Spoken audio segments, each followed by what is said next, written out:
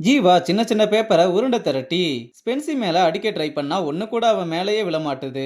இருந்தாலும் முயற்சியை கைவிடாம ட்ரை பண்ணிக்கிட்டு இருக்கும்போது அப்ப ராஜா வந்து இத பார்த்து மெதுவா காது பக்கத்துல வந்து காதல் குண்டு வீசிக்கிட்டு இருக்கீங்களா ஜீவான்னு கேட்டா, ஆமா என் ஒல்லி காதலிக்கு காதல் குண்டை வீசிக்கிட்டு இருக்கேன்னு சொல்ல, அப்ப ஏன் சின்ன சின்ன குண்டா வீசிக்கிட்டு இருக்கீங்க, உங்க காதல பெருசா வெயிட்டா காட்டுங்கன்னு பேப்பர் வெயிட்ட தூக்கி கொடுக்க, ஆனா இதுல போட்டா அவ செத்துருவாளேன்னு திரும்பி ராஜாவை பார்த்ததும் வேகமா எந்திரிச்சு சல்யூட்ட போட ஸ்பென்சி ஜீவா முரளி 3 பேரையும் உள்ள கூப்பிடுறான். ஜீவாவும் என்ன சொல்ல போறாரோன்னு பயத்திலேயே உள்ள போக, ஐராவுக்கு கிடைக்க வேண்டிய எம்எல்ஏ சீட்டு இன்னும் கிடைக்கல. அதுக்கு காரணம் அவங்க கேட்ட பணத்தை அவனால கொடுக்க முடியல. அவன் பெருசா எதிர்பார்த்த சாண்டிலையும் நம்ம தான் கெடுத்தோம். அதனால இப்ப நாலா பக்கமும் பணத்துக்காக அலைஞ்சுகிட்டு இருக்கிறதுனால கண்டிப்பா ஏதாவது பண்ண பார்ப்பான். அதனால முரளி ஜீவாவை ஐராவை ஃபாலோ பண்ண சொல்லிட்டு ஸ்பென்சி கிட்ட அவனோட பொண்டாட்டியை ஃபாலோ பண்ண சொல்லி அனுப்புறான். அப்புறம் நம்ம பசங்க ஐராவை ஃபாலோ பண்ண ஆரம்பிக்க, அவன் ஏதோ ஒரு பழைய சலூனுக்குள்ள போறத பார்த்ததும், ஏன்டா ஊருக்குள்ள எவ்வளவோ சலூன் இருக்கும்போது இவன் ஏன்டா இங்க போறான்னு யோசிச்சுக்கிட்டு இருக்க. ஆனா ஐரா கடைக்காரங்கிட்ட கோடு வேட சொல்லி பணத்தையும் லெட்டரையும் கொடுத்து ஏதோ விக்கு மாதிரி ஒன்ன வாங்கிட்டு போறான். நம்ம பசங்களும் இதை பார்த்து இங்க எதுக்குடா வந்து ப்ளூ விக்க வாங்கிட்டு போறான்னு குழப்பத்திலேயே இருக்காங்க.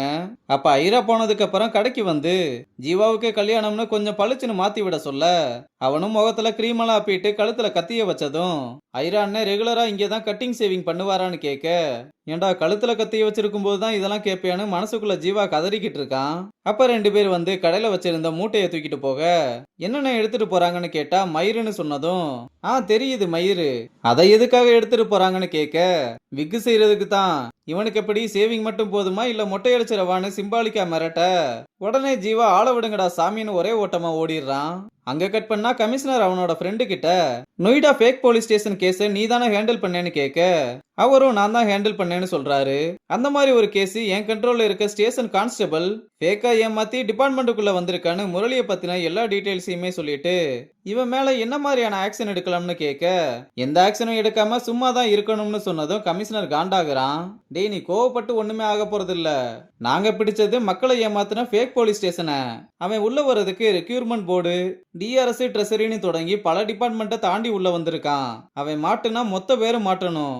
இது எல்லாத்துக்கும் மேல ஒரு ரிப்போர்ட்டிங் கமிஷனரா ஓ மேலதான் ஃபர்ஸ்ட் ஆக்ஷன் எடுப்பாங்க. இது மொத்த டிபார்ட்மெண்ட்டுக்குமே பெரிய அவமானம். வேணும்னா வேற ஏதாவது பண்ணி அவனை லாக் பண்ண பாருன்னு சொல்றாரு. அங்க கட் பண்ணா ராஜா கிட்ட முரளியும் ஜீவாவும் நடந்ததை வந்து ரிப்போர்ட் பண்ண, சாதாரண விக்க வச்சு என்னடா பண்ண போறாங்கன்னு யோசிக்க, அப்ப முரளி அவன் ஹேர் பிசினஸ் பண்ண கூட வாய்ப்பு இருக்கு. நான் ரிசர்ச் பண்ணி பார்த்ததுல நம்ம நாட்டுல இதோட எக்ஸ்போர்ட் ஒர்த்து மட்டும் குறைஞ்சபட்சம் 200 மில்லியன் யூஎஸ் டாலருக்கு மேல இருக்கும்னு சொல்றாங்க. அதனால எம்எல்ஏ சீட்டுக்கு இந்த பிசினஸ் மூலமா அமௌண்ட் ரெடி பண்ண வாய்ப்பு இருக்குன்னு சொல்ல, இல்லடா அவனுக்கு இந்த பிசினஸ்ல அனுபவம் இருக்க மாதிரி நம்ம கிட்ட எந்த டீடைல்ஸும் இல்ல.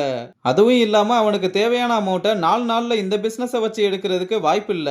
அவன் வேற ஏதோ பெருசா பண்ண ட்ரை பண்றான், அது என்னன்னு கண்டுபிடிங்கன்னு சொல்றான். அப்புறம் வாவர் ஸ்டேஷன்ல இருக்க எல்லாரையும் கூப்பிட்டு, இன்னும் 3 நாள்ல நம்மளோட போலீஸ் ஸ்டேஷன் டே வருது, அன்னைக்கு நமக்கு ஆடிட்டிங் இருக்கும், அதனால ஸ்டேஷனை நீட்டா வச்சுக்கோங்கன்னு டெக்கரேஷன் சாப்பாடுன்னு எல்லாத்துக்குமே என்னென்ன பண்ணணும்னு சொல்லிட்டு, ரொம்ப முக்கியமான விஷயம் நம்ம கோயம்புத்தூர் பிஆர்எஸ் ட்ரைனிங்ல இருந்து ராதாகிருஷ்ணன் வராரு. அவர்கிட்ட நான் விஷயத்த சொன்னதுமே அவர் இங்க வர்றதுக்கு ரொம்ப ஆவலா இருக்காரு. அதுவும் இல்லாம அவருக்கு கீழே ட்ரெயின் ஆன 2 பேர் நம்ம ஸ்டேஷன்ல இருக்கீங்க, அதுல ஒண்ணு ஸ்பென்சின்னு உன்னை சார் ரொம்ப கேட்டதா சொன்னாருன்னு சொல்ல, அப்ப இனியா ஜீவா கிட்ட அந்த ராதாகிருஷ்ணன் யாருன்னு தெரியுமா, ஸ்பென்சியை இன்னும் ஒன் சைடா லவ் பண்ணிக்கிட்டு இருக்க இதயம் முரளி, அவர் வர்றதுக்கு ஆர்வமா இருக்கேன்னு சொன்னதுக்கான ரீசனுமே இதுதான்னு சொல்ல, இதை கேட்டதும் ஜீவா சாக்காகி நிக்கிறான். அப்புறம் முரளி கிட்ட உன்னை பத்தி சொன்னப்போ சரியா ஞாபகம் இல்லைன்னு சொல்லிட்டாரு, ஒருவேளை நேர்ல பார்த்து கண்டுபிடிக்கலாம்னு சொல்ல, முரளியும் இதை கேட்டு அவ்வளவுதான் மாட்ட போறோம்னு உறைஞ்சு போய் நிக்கிறான். அப்புறம் ஜீவா ராதாகிருஷ்ணன் கரெக்ட் பண்றதுக்கு முன்னாடி ஸ்பென்சியை நம்ம கரெக்ட் பண்ணி ஆகணும்னு லவ் லெட்டர் எழுதி தள்ளிக்கிட்டு இருக்க குப்பை சேர்ந்ததுதான் மிச்சம். கொஞ்சம் யோசிச்சு பார்த்து இது சரிப்பட்டு வராதுன்னு முரளி கிட்ட வந்து வேண்டா வெறுப்பா ஸ்பென்சி கிட்ட லவ்வா எப்படி சொல்றதுன்னு ஐடியா கேட்க, அவனும் நேரா போய் அவளோட கண்ணை பார்த்து சொல்லு, ஆனா உண்மையை மட்டும் சொல்லு, பொய் சொல்லிராதுன்னு சொல்றான்.